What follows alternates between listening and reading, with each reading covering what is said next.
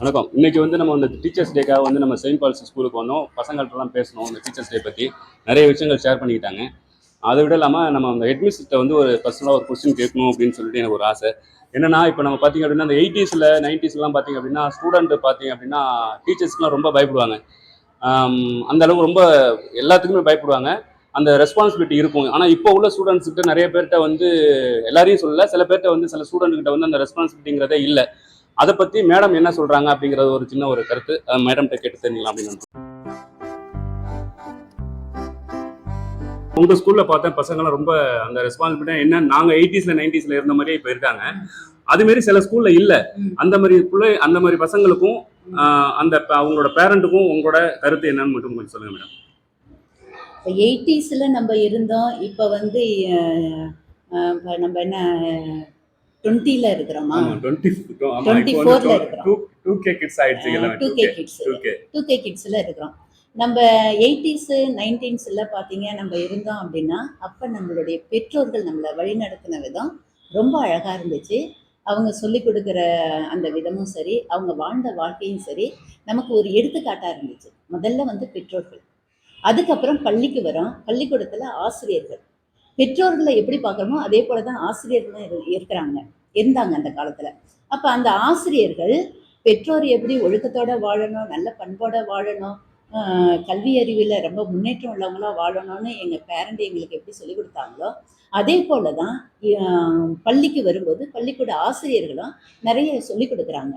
ஏன்னா அந்த காலகட்டம் 80s காலகட்டத்தில் பக்தி, ஒழுக்கம், பண்பாடு இப்படின்னு இருந்த காலங்களில் இருந்த ஆசிரியர்கள் இருந்ததுனால அப்போ எங்களுக்கு நல்ல ஒழுக்கமும் இருந்துச்சு, நல்ல பண்பாடையும் நாங்கள் கற்றுக்கிட்டோம். அதிலிருந்து நாங்கள் நிறைய திறமைகள், அறிவு, பண்பாடு எல்லாத்துலேயும் அப்படியே ஊறி திளைத்து வந்தோம். அப்படி இருந்த காலகட்டத்தில் இருந்து இன்னைக்கு 2K அந்த கிட்ஸ் காலத்தில் இருக்கும்போதும் அந்த பண்பாடு இன்னைக்கு இந்த பண்பாட்டை நாங்கள் சொல்லிக் கொடுக்கணும் பிள்ளைங்களுக்குன்னு நாங்கள் திரும்ப சொல்லிக் கொடுக்குறோம். எங்களுடைய பெற்றோர் ஆசிரியர்கள் எப்படி வந்து 80s காலகட்டத்தில் இருந்தாங்களோ அதே போல் இந்த காலகட்டத்தில் அதை பெற்ற நாங்கள் அந்த பிள்ளைங்களுக்கு சொல்லிக் கொடுக்கணும்னு சொல்லி கொடுத்துட்டு இருக்கிறோம். ஆனால் இன்னைக்கு இருக்கக்கூடிய காலத்தில் இருக்கக்கூடிய பிள்ளைங்க பல்வேறு காலகட்டத்தில் இருக்காங்க. மீடியா அதிகமாக இருக்குது. அப்படி இருக்கும்போது அந்த மாணவர்கள் மீடியா உலகத்தில் தங்களை வந்து ஆட்படுத்தி கொள்ளாமல் நல்ல நன்மையான செயல்பாடுகள்லையும் தன்னிட்ட இருக்கக்கூடிய திறமைகளை வெளிப்படுத்தி வாழக்கூடிய அந்த நிலைகள்லையும் நாங்கள் உருவாக்கணுங்கிறது எங்களுடைய திட்டம். அதனால் மாணவர்களுடைய அறிவுத்திறனையும் நாங்கள் பார்க்குறோம், மாணவர்களுடைய அந்த ஒழுக்கம் வந்த சூழல் எல்லாத்தையுமே நாங்கள் பார்க்குறோம். அவங்க எப்படிப்பட்ட சூழ்நிலையில் வந்தாலும் இங்கே வரும்போது அன்பு, பாசம், அதே போல் பக்தி, ஒழுக்கம் இது எல்லாத்தையும் கொடுக்கக்கூடிய நல்ல விளைநிலமாக இந்த பள்ளி அமையணும்னு சொல்லிட்டு இந்த மாணவிகளுக்கு நாங்கள் சொல்லிக் கொடுப்போம். இன்னொன்று என்னன்னா, இப்போ இருக்கக்கூடிய மாணவிகள் எப்படி வாழணும், எப்படி இருக்கணும், எல்லா காலகட்டத்திலையும் வாழக்கூடிய மாணவிகள்லாம் நல்லா தான் இருக்கிறாங்க. இருந்தாலும் அவங்கள்ட்ட இருக்கக்கூடிய திறமைகள், சூழல்களை நம்ம புரிஞ்சு வழி நடத்தணும் அப்படின்னா நல்லா பிடிச்சிக்கிறாங்க.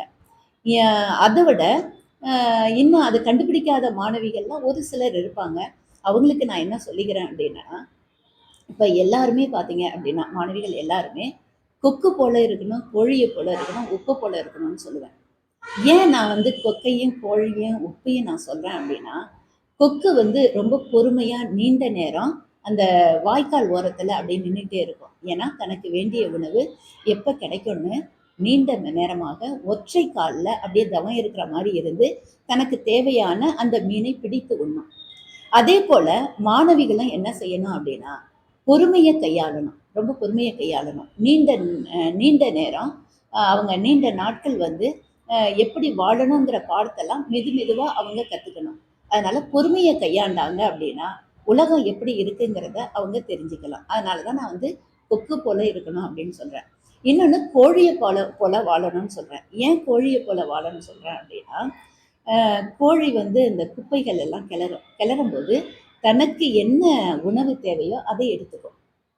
இப்போ மாணவர்கள் இந்த உலகத்தில் மீடியா உலகம் இருக்குது, நிறைய வந்து தவறுகள் அப்படியெல்லாம் இருக்கக்கூடிய உலகத்துலலாம் இருக்கிறாங்க.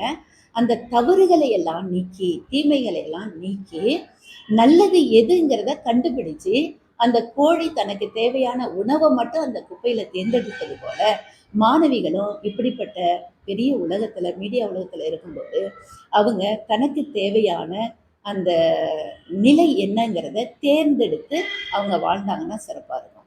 அதே போல உப்பு ஏன் சொல்றேன் அப்படின்னா, உப்பு வந்து நம்ம சாப்பாட்டுல கலக்கும்போது அதோடைய வடிவம் தெரியாது.